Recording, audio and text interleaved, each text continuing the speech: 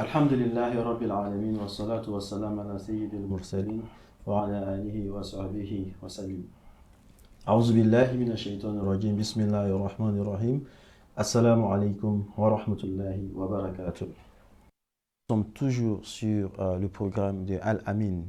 Et dans cet épisode aujourd'hui, on continue toujours le thème qu'on a déjà abordé la fois dernière. C'est le thème du contexte de la violence et de la guerre dans le sira du prophète sallallahu alayhi wa sallam. Et aujourd'hui surtout, on se base sur d'autres batailles du prophète sallallahu alayhi wa sallam, c'est-à-dire celle de Uhud, de Khandak et aussi Khaybar, Hunayn et Ta'if. Inch'Allah, je m'appelle Teslim Adeyema. J'ai avec moi ici sur ce plateau Oustaz Amoussa Abdel Ghaffar. Assalamu alaikum. Wa alaikum salam wa rahmatullah. Et aussi le Oustaz Mohsin Hamza. Assalamu alaikum wa rahmatullahi wa barakatuh. Wa alaikum salam wa rahmatullahi wa barakatuh. Oustaz Mohsin, j'aimerais commencer avec vous. Ma première question aujourd'hui est que quel était le contexte entourant la bataille de Uhud et quelle était sa justification? Pourquoi est-ce que la bataille de Uhud a eu lieu? Alhamdulillahi Rabbil Alamin wa salatu wa salam ala Rasulillah. Comme vous venez de le dire, nous sommes toujours dans le contexte de la violence et de la guerre dans la vie du prophète Mohammed sallallahu alayhi wa sallam. Le cas de Uhud, quelle est la cause? La bataille d'Uhud, c'est la conséquence directe de la défaite de la bataille de Badr. On a vu ensemble ici que la bataille de Badr, c'était une bataille qui n'a pas été préparée par le prophète Mohammed sallallahu alayhi wa sallam. Ils étaient venus, aussi les Qurayshites étaient aussi venus pour lutter, et finalement ils ont continué dans un autre sens pour agresser la communauté du prophète Mohammed sallallahu alayhi wa sallam, et ils ont eu des échecs. Une fois retournés chez eux, ils étaient 1000 à venir, plus que 1000. Une fois chez eux, c'était une honte. Ils sont obligés de se venger, et c'est ça qui a donné la bataille de Uhud. Et la bataille de Uhud, ils se sont véritablement préparés. Déjà, après la bataille de Badr, il y a déjà des juifs comme Banu Nadir, les Banu Qaynuqa, tous ces gens-là, ils sont déjà renvoyés de Médine. Ça ne restait que Banu Qurayza à Médine. Ce sont des gens qui sont partis les voir pour les inciter, pour dire vous devez vous venger, vous ne devez pas les laisser. Nous sommes là pour vous soutenir. Et c'est de là, les Qurayshites, ils ont commencé par inviter de part d'autres, les autres tribus, afin de faire quoi? Afin d'aller se venger auprès des musulmans. Donc on va constater que le prophète Mohammed sallallahu alayhi wa sallam, il n'était pas offensif à travers cette bataille. Ils sont venus offenser le prophète Mohammed sallallahu alayhi wa sallam à Médine. Ils ont pris des mois à préparer cette bataille, jusqu'au point où ils avaient 3000 soldats, dont 700 étaient en armure complète et 200 étaient à cheval, et les autres étaient là. Donc et leurs femmes aussi chantèrent des vers de poésie, de courage, de détermination, de conviction pour aller lutter contre les musulmans. Et ils sont venus, ce qui a été fait jusqu'au point où Abbas, l'oncle du prophète Mohammed sallallahu alayhi wa sallam, lui il est toujours à Médine, il a envoyé des messages à son neveu qui est le prophète Mohammed sallallahu alayhi wa sallam pour dire véritablement la manière dont les choses s'annoncent ici à la Mecque, ça fait peur, il risque de te tuer. Mais le prophète Mohammed sallallahu alayhi wa sallam, toujours dans les normes, il a placé sa confiance en Allah. Comme ils sont venus offenser de façon offensive pour lutter contre le prophète Mohammed sallallahu alayhi wa sallam, et c'était la cause, effectivement, ce qu'ils ont eu à faire. Ils ont tué beaucoup de musulmans pour la bataille de Uhud.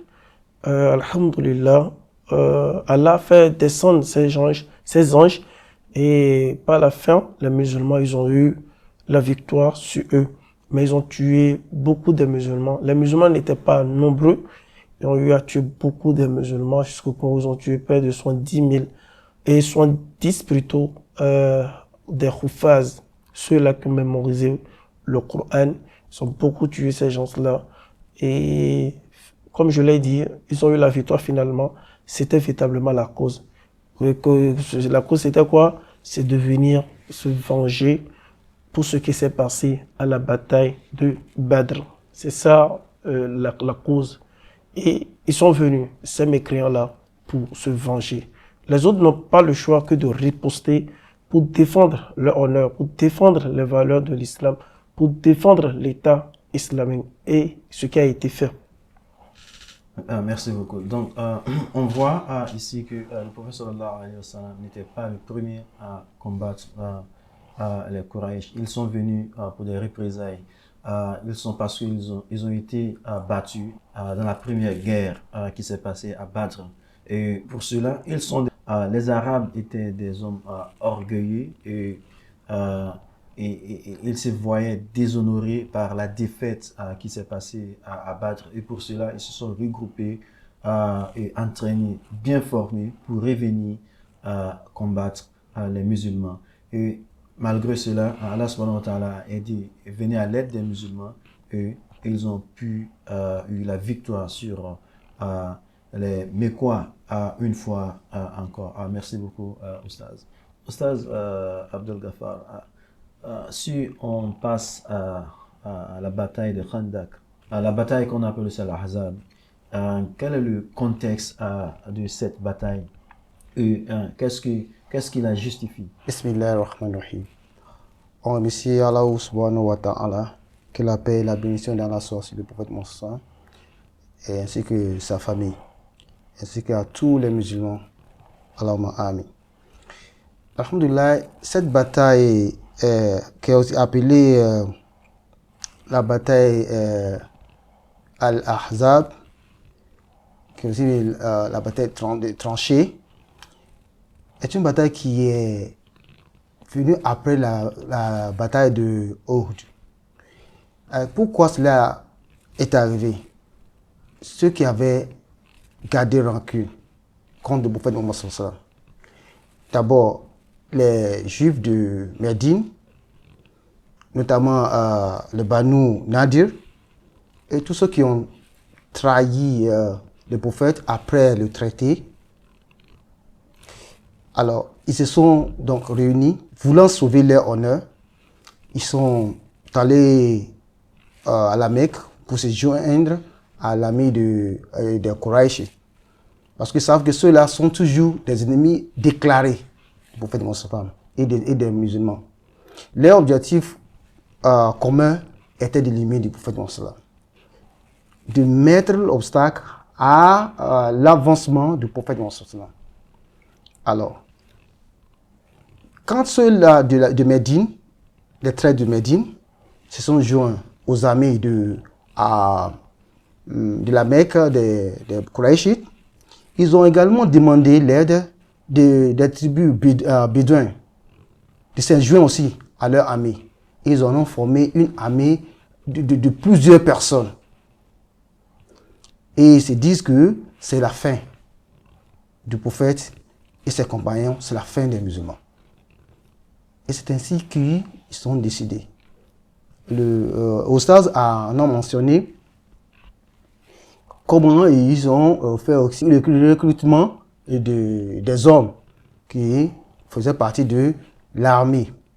Alors, ils ont voulu attaquer le prophète Mohammed et les musulmans par surprise. Alors, c'est ce qui a été fait. Mais Dieu merci, il avait été informé.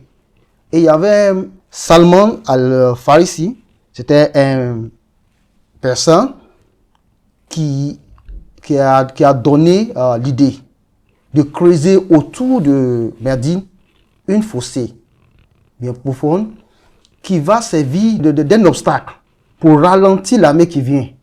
Parce qu'ils ne s'attendaient pas à cela. En voulant attaquer, leurs chevaux ne pourront pas passer au-dessus de ces fossés, mais en tombant dans la fossée, ils seront attaqués. Et ça a été quand même un grand outil pour les musulmans, une grande stratégie de guerre qui a permis en quelque sorte d'éliminer une grande partie de l'armée ennemie. Bien que le nombre des hommes donc compose l'armée des musulmans n'était pas nombreux. Alors, mais avec l'aide d'Allah subhanahu wa ta'ala, ils ont quand même pris le dessus. Lorsque Salman a donné cette idée de creuser une fossée autour de Médine afin de ralentir l'armée ennemie qui venait, il faut remarquer que cette stratégie de guerre a été une grande solution pour eux. Parce que là, lorsqu'ils venaient, ils ne s'attendaient pas à cette grande fossée. Mais ils étaient obligés de se camper près de Médine afin de pouvoir se ressaisir, se préparer à mieux pour pouvoir faire l'attaque. Mais le prophète Mohammed sallallahu alayhi wa sallam a prié Allah subhanahu wa ta'ala afin qu'il les vienne en aide. Et Allah a dit dans le Coran, tous ceux qui mettent sa foi en lui, qui se penchent vers lui, Allah subhanahu wa ta'ala, il les vient toujours en aide. Et il y a une grande tempête de vent qui est venue et qui a arraché tout ce qu'ils avaient comme tente, qui a tout rasé de son passage, à telle enseigne que eux-mêmes, en tant qu'armée, ne pouvaient pas se voir. Chacun cherchait maintenant à sauver sa vie. Et il ne pouvait rien faire que de retourner là où il venait. Et ainsi, Allah subhanahu wa ta'ala a donné la victoire aux musulmans sur ses ennemis. Vous voyez, il faut remarquer que quand ils faisaient le recrutement de l'armée, de leur armée, les ennemis, afin de renforcer, bien sûr, ils ont appelé comme il a dit tout à l'heure, qu'ils ont appelé certaines tribus bédouins, comme par exemple, on peut citer les clans de Sulaim, Ashja, Mouna, Assad, Saad et Fazara. Tous ces clans-là ont été invités afin de renforcer l'armée. Ce vous dit à quel point l'armée ennemie s'est préparée pour faire une finale destruction, pour mettre fin finalement à l'avancée de l'islam. Et Allah est au-dessus de tout. Et il est venu secourir les musulmans afin que la religion d'Allah continue de se propager dans l'univers. Et qu'Allah nous guide et vient toujours à nos secours. Merci beaucoup. Oustaz, est-ce que vous avez quelques mots sur la bataille de Khandak? Oui, pour enchérir ce que Oustaz a dit, moi j'aimerais que nous gardons deux points. Le premier point, c'était la victoire de Uhud, c'était une victoire où ils n'ont pas pu capter les prophètes comme des prisonniers de la guerre. Tuer le prophète, tuer les compagnons, c'était même la victoire. Mais il a eu des dégâts énormes dans le rang des musulmans. Ils ont tué pas mal de musulmans. Mais la vraie victoire, c'était le fait de ne pas avoir les prophètes comme des prisonniers politiques et avoir la ville de Médine. Ils ne sont pas satisfaits, comme l'a dit. Comment, avec tout ça là, ils n'ont pas satisfaction. Ils veulent la mort du prophète Mohammed sallallahu alayhi wa sallam. La vraie cause de la bataille de Khandak, comme le m'a appelé aussi Al-Ahzab, c'était que Ahzab, dans quel objectif? Parce que ce ne sont pas de Khandak, ce sont les fossés. Ce ne sont pas de Ahzab, parce qu'il y a beaucoup d'additions des clans. Les clans ils sont additionnés, on appelle Hizbu, veut dire un clan, les Ahzab. Beaucoup de clans se sont associés pour aller lutter contre les musulmans. Donc ça porte les deux noms. Le nom que porte la technique que Salman Farsi a apporté. Et aussi également le nom, le fait de former des groupes pour aller lutter contre les ennemis. Donc, c'est le fait de ne pas être satisfait des résultats qu'ils ont eu à travers la bataille de Uhud. C'est ça qui les a amenés à dire non, on doit le tuer. L'objectif, c'est de tuer le prophète. Toujours le prophète sallallahu alayhi wa sallam, il est toujours dans la défensive. Si nous regardons bien, toujours dans la défensive. Et le dernier point que je vais aborder, le prophète Mohammed sallallahu alayhi wa sallam, il accepte de ses compagnons. L'idée de mettre les fossés autour de la Médine, c'était venu d'un non-arabe. Juste, il est musulman, un persan. Salman Al-Farisi, il a porté l'idée. C'était une idée venant de chez eux là-bas. Donc, le prophète sallallahu alayhi wa sallam, il a accepté.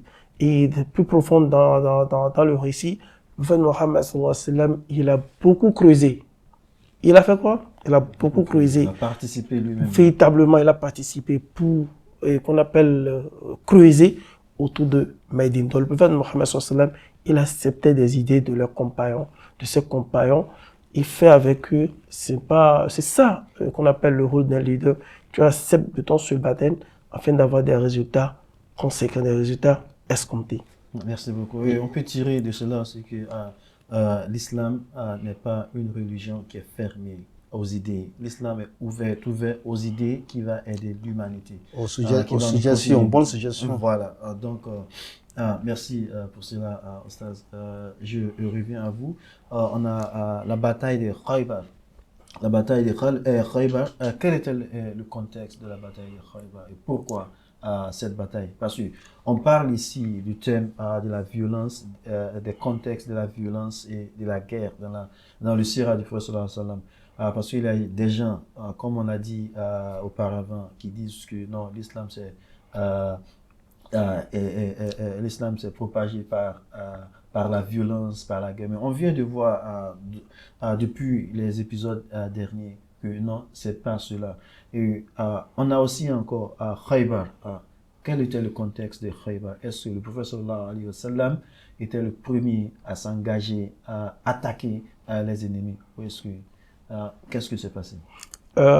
Pour la bataille de Khaybar, ce n'est pas de Khaybar, c'est un lieu qui est dans les collines. À la suite de l'expulsion des Juifs de la Médine, ils se sont allés s'installer à Khaybar. C'est un lieu dans les collines et beaucoup de tribus. On avait dit au début ici que nous avons beaucoup de tribus de Juifs, qui étaient à Médine. Mais on avait cité les trois qui sont tellement connus, Banu Qaynuqa, Banu Nadir, Banu Qurayza. Nous avons aussi d'autres tribus qui étaient là. Mais à un moment donné, le prophète Allah a déjà informé le prophète Mohammed pour dire, tu trouveras la plupart d'eux comme des trahisons. Et comme des trahisseurs plutôt, qu'ils vont trahir, ils vont te trahir. La plupart d'eux, sauf peu d'entre eux. Donc, c'est une fois que le prophète Mohammed l'a expulsé, Banu Qaynuqa, Banu Nadir, Banu Qurayza aussi, avec les stratégies que Banu Qurayza a mis en place, il était avec le prophète, il a signé le traité, mais il veut laisser l'ennemi passer de son côté pour venir attaquer le prophète Mohammed sallallahu alayhi wa sallam. Le prophète Mohammed sallallahu alayhi wa sallam, avec tout ça, et c'est les menaces pour ceux-là qui sont installés à Khaybar, ils menaçaient le prophète Mohammed sallallahu alayhi wa sallam. Le prophète, qu'est-ce qu'il a fait? Le prophète a envoyé une lettre pour les appeler à des traités. Parce que ça ne sert à rien de répandre le sang sur la terre. Il les a envoyé de lettres pour dire, venez, nous allons signer des traités. Tout ce que nous voulons, c'était la paix. Nous voulons vivre, chacun va vivre. Nous allons passer des bons moments ensemble. Pourquoi même ne pas se marier entre nous? Ils ont refusé. Ils continuent toujours les menaces. Le prophète Mohammed sallallahu alayhi wa sallam ne pouvait plus, comment dit-on, minimiser leurs menaces. Puis pas le passé, on avait beaucoup de ces bannis, Banu Qaynuqa, Banu Nadir, avec tout ce qu'ils ont fait avec les menaces. Le prophète Mohammed sallallahu alayhi wa sallam, à entendre leurs menaces, peut se diriger vers eux pour minimiser les dégâts. C'est-à-dire, on les laisse peut-être faut aller très loin. Parce que déjà, ils sont alliés aux polythéistes pour Uhud, ils se sont alliés aux polythéistes pour Khandak, ça n'a pas marché. Ils continuent de menacer ça, que ces gens-là, ils ont un objectif véritablement à atteindre. Donc, le prophète Mohammed sallallahu alayhi wa sallam, il est parti, qu'on appelle ils sont partis les guerriers dans leur clan, à Khaybar, pour minimiser les dégâts. Et c'était ça, et la guerre. Donc, les gens pensent que le prophète Mohammed sallallahu alayhi wa sallam a été de façon offensive, mais si vous regardez bien, il n'a pas eu de perte de mort en tant que tel pour dire qu'ils ont tué. Il a plus de captifs, il a plus de butins. Donc, on les a juste encerclés pour dire, non, cessez, on vous a appelé à l'ordre. Donc, c'était qu'on appelle une sortie défensive pour ne pas avoir des dégâts énormes comme on a vu à la bataille de Uhud. Et c'est ainsi le prophète sallallahu alayhi wa sallam les a encerclés et on les a retenus. Et ils sont devenus des captifs. Et par la suite, pour ceux-là qui sont intéressés, le prophète Mohammed sallallahu alayhi wa sallam a libéré même d'autres parmi ces juifs-là sans payer quoi que ce soit. d'autres sont restés, ils sont devenus des musulmans, ainsi de suite. Alhamdulillah. Donc, c'était pour la sécurité des musulmans que le prophète sallallahu alayhi wa sallam est sorti envers les juifs de Khaybar, parce qu'il lançait des menaces de temps en temps. Il s'alliait aussi aux ennemis du prophète sallallahu alayhi wa sallam pour attaquer. Ils ont fait cela à plusieurs reprises aussi, mais ils ont toujours échoué. Et le prophète sallallahu alayhi wa sallam, en tant que leader de Médine, il devrait maintenir la sécurité de tout être humain qui vivait à Médine. Merci beaucoup, Ostaz. Ostaz Abdel Ghaffar, Inch'Allah, on vient de voir 2 ou 3 différentes batailles du prophète sallallahu alayhi wa sallam et le contexte qui les cernait. On a une autre bataille, et ça c'est la bataille de Hunayn. Quel était le contexte de la bataille de Hunayn et qu'est-ce que justifie cela exactement? Alhamdulillahi Rabbil Alamin. Ce qui justifiait cette bataille, c'est lorsque le prophète Mohammed sallallahu alayhi wa sallam a quitté Médine ainsi qu'avec son armée, et il n'avait pas donné leur destination, où ils allaient. Ils se sont levés. Mais les tribus voisines, tous ceux qui sont alliés aux ennemis de l'islam, avaient peur. Certains se sont décampés, et comme ça, par exemple, l'armée de Hawazin, qui a levé une armée pour se défendre, qui pensait que prophète Mohammed allait se venger contre eux pour ce qu'ils avaient fait avant. Alors, ils avaient eu peur. Certains se sont décampés. C'est le cas de l'armée de Hawazin. Hein? Et lorsque l'armée des musulmans s'est tournée donc vers la Mecque, et après avoir pris le contrôle de cette ville, on aurait pu attendre à ce que l'armée hawazine dépose les armes. Plutôt, ils ont augmenté leurs troupes à 20 000 personnes. Pensant qu'après la conquête de la Mecque, cette armée musulmane va revenir sur elle. Au lieu de déposer ses armes, elle a augmenté ses hommes de 20 000. Et cette armée hawazine a même amené leurs femmes et leurs enfants et leurs animaux et ont avancé pour attaquer l'armée musulmane. Ainsi, le prophète et son armée, qui a été encore renforcée avec 2000 nouveaux convertis, ainsi que quelques polythéistes de la Mecque. Vous voyez, lorsque le prophète Mohammed, nous avons parlé tout à l'heure, lorsqu'il a conquis la Mecque, d'une manière pacifique, on a eu des convertis qui étaient polythéistes, qui sont convertis à l'islam.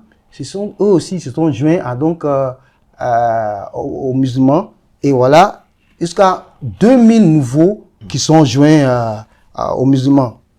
L'armée musulmane, ainsi que les nouveaux convertis, les 2000, et ils ont pris leur marche, ils partaient à la rencontre de l'armée Hawazin qui venait, vous avez dit tout à l'heure, avec ses femmes et bien d'autres, et même les animaux pour aller attaquer le prophète et son armée. Alors, ils s'avançaient vers à Hunayn. Ensuite, la bataille de Hunayn a été si difficile et les musulmans ont été submergés par leur force numérique. Vous voyez? Et ensuite, Allah dit dans le Coran chapitre 9, verset 25, Allah dit, Allah vous a certainement béni par son aide sur de nombreux champs de bataille. Et le jour de Hunayn, lorsque vous étiez fiers de votre grand nombre, alors cela ne vous a pas aidé du tout. Et la terre s'est resserrée pour lui malgré toute son immensité, puis tu as rebroussé chemin. C'est ce dont Allah fait allusion ici dans le verset. Alors, Allah a fait descendre sa tranquillité sur son messager et sur les croyants, et a fait descendre des troupes que vous ne voyiez pas, et a puni ceux qui n'ont pas cru. C'est là la récompense des mécréants.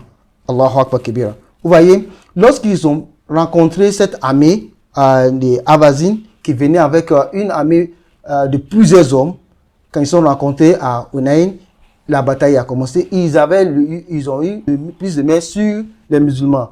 Alors, Allah subhanahu wa ta'ala lui-même a fait descendre son armée pour secourir les musulmans, comme il a fait à la bataille d'Ahzab. Il a fait de même encore pour secourir les musulmans contre cette armée de plusieurs hommes, même des animaux, même les femmes, même les enfants. Et Allah a rappelé cela aux musulmans que c'est à lui qu'il faut se fier, c'est à lui qu'il faut appeler d'abord. C'est pas par vos forces, c'est pas par par ce que vous avez comme âme qui peut vous donner la victoire, mais c'est plutôt la victoire appartient à Allah subhanahu wa ta'ala. Donc, c'est ce qu'elle a fait pour encore secourir son messager et ses compagnons et aussi donner l'honneur encore à sa religion qui est l'islam. Qu'Allah nous aide et qu'Allah nous secoue, qu'Allah nous protège de tout ce qui est danger, soit apparent et non apparent. Parce que là, pour finir, Allah a mentionné dans ce verset qu'il a fait descendre une armée. Les mécréants ne voyaient pas. C'est comme si c'était qu'Allah sauve qui il veut. Donc pour finir, vous voyez, cette bataille s'est terminée par la victoire des musulmans sur une grande armée des mécréants. Merci beaucoup. Ça, c'était le contexte et la justification du prophète sallallahu alayhi wa sallam même sur la dernière bataille. Oustaz, est-ce que vous avez un mot sur la bataille de Hunayn? Oustaz Abdel Ghaffar, il a déjà abordé beaucoup de points concernant la bataille de Hunayn. Ce qu'il faut noter, il y a beaucoup de tribus qui se sont mises ensemble pour lutter contre les musulmans. Et parce que eux-mêmes se sentaient comme la cible. Le prophète Mohammed et ses compagnons, ils se sont bien armés pour aller conquérir la Mecque. Donc selon eux, ils étaient la cible, ils se sont préparés et ils avaient préparé qu'on appelle un bataillon de 20 000 personnes avec les femmes, les enfants, juste pour lutter contre le prophète Mohammed sallallahu alayhi wa sallam. Et ils ont su que le prophète n'avait pas leur intention. Ils s'étaient dirigés vers la Mecque, mais se sont mis sur le chemin pour lutter contre eux. C'était comme une occasion de lutter contre eux. Le prophète Mohammed sallallahu alayhi wa sallam était aussi un grand homme. Il était un grand homme, un homme très très important. Jusqu'au point où même les Mécois qui ont su que le prophète Mohammed sallallahu alayhi wa sallam venait à la Mecque, les polythéistes, ils venaient même sur la voie pour embrasser l'islam. C'est ça, nous avons près de 2000 polythéistes venant de la Mecque qui embrassaient l'islam sur la voie avant que le prophète Mohammed sallallahu alayhi wa sallam atteigne la Mecque. Et ce que moi je veux que nous retenons plus dans cette bataille, Oustaz a cité un verset très important. Le prophète Mohammed sallallahu alayhi wa sallam, il a fait confiance à l'effectif. Et pas justesse, il n'a pas demandé le secours d'Allah. C'était un grand homme, on va battre Hunayn, mais il a eu beaucoup de pertes de vie dans le rang des musulmans. Et là, le prophète Mohammed sallallahu alayhi wa sallam, il a fait dessus. Après une introspection, il a su qu'ils ont tué pas mal. Et pour quelle est la cause? C'est là il a demandé le secours d'Allah. Et finalement, ils ont eu la victoire sur ceux de Hawazin, de San et autres qui étaient là pour lutter contre la communauté de Mohammed sallallahu alayhi wa sallam. Quelle leçon tirer de là? Les savants tirent une leçon de ce verset pour dire, même si vous disposez de tout, les moyens pour réussir dans votre vie, vous avez des avantages, vous avez des atouts, il ne faut jamais oublier de demander le secours d'Allah. Et la raison pour laquelle on dit Iyyaka na'budu wa iyyaka nasta'in. Nous avons notre savant Ibn Qayyim al-Jawzi. Il a écrit un livre sur Iyyaka na'budu wa iyyaka nasta'in pour dire toute la religion se résume dans Iyyaka na'budu wa iyyaka nasta'in. Donc, demandez le secours d'Allah dans tout ce que, même si vous disposez des moyens, n'oubliez jamais de demander le secours d'Allah afin de vite réussir. Et le prophète Mohammed sallallahu alayhi wa sallam, il a eu la victoire sur Hunayn, alors que c'était une bataille qui n'est même pas préparée pour eux. Ils allaient juste pour aller conquérir la Mecque. Et voilà, encore, ils ont eu encore une autre victoire. toujours. Vous allez voir que toujours c'est dans la défensive. Toujours c'est dans la défensive. On passe à côté de vous et vous les offensez. Vous tuez encore pas mal d'entre eux. Ils sont obligés aussi de riposter pour pouvoir se défendre. C'était le cas avec le prophète Mohammed sallallahu alayhi wa sallam. La violence a été toujours d'abord envers les musulmans avant que les musulmans essayent de se défendre. Merci beaucoup, Ostaz. Si je reste toujours avec vous, il y a une dernière bataille et c'est la bataille de Taïf. Qu'est-ce qui s'est passé à Taïf et quelles sont les leçons qu'on peut en tirer?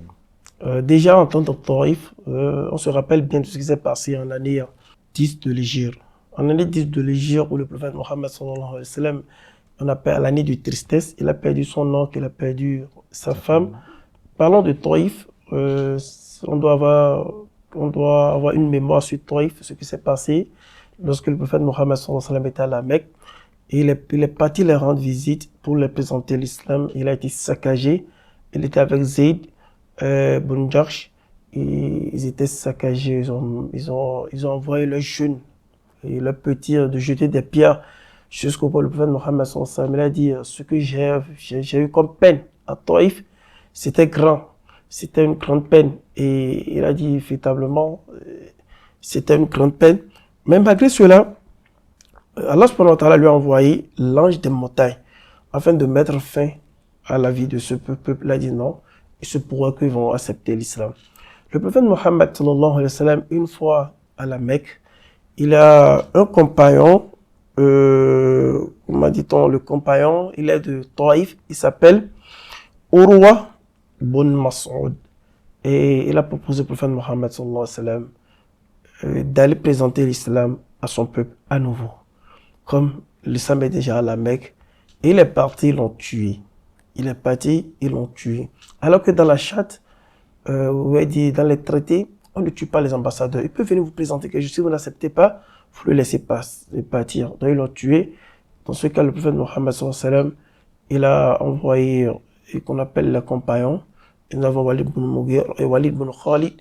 Ils sont partis, les encercler, et ils ont riposté pour se faire. Et c'était, on appelle ça, comment dit-on, la bataille de Taïf. C'était eux-mêmes qui ont provoqué la communauté musulmane. Et le prophète Mohammed sallallahu alayhi wa sallam ne pouvait pas se taire, il fallait riposter. Pour que ça n'agrandit pas. Parce que tuer un compagnon, et si on veut l'avoir encore, ils vont encore tuer, et ils seront peut-être obligés de manigancer encore. Sans conséquence. Oui.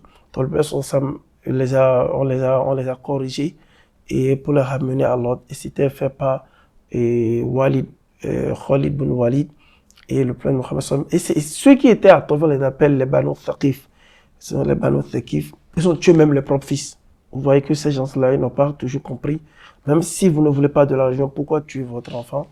Et c'était la cause principale et qui a déclenché la bataille de Taïf.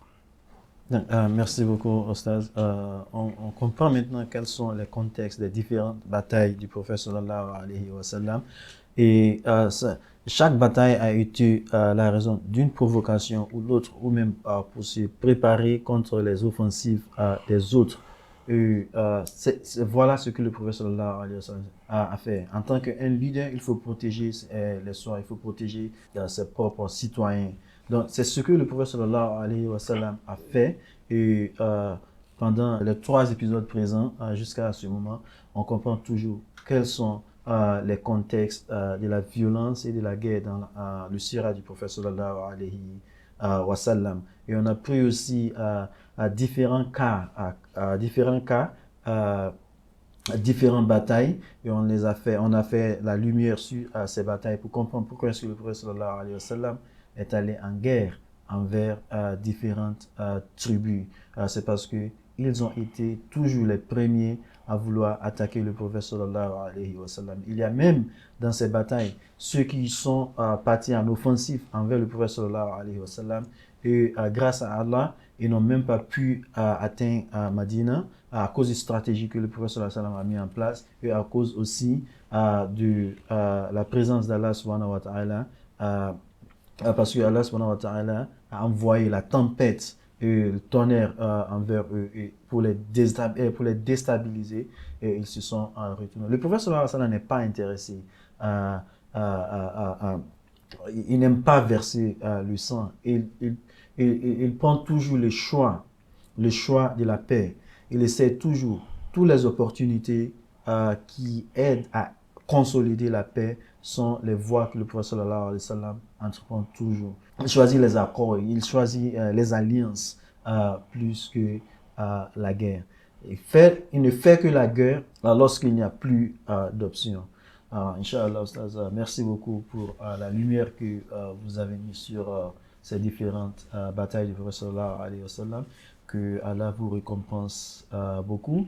Merci pour votre présence et aussi merci à nos téléspectateurs. On s'arrête ici et on continue dans l'épisode prochain, Inch'Allah. Assalamu alaikum wa rahmatullahi wa barakatuh.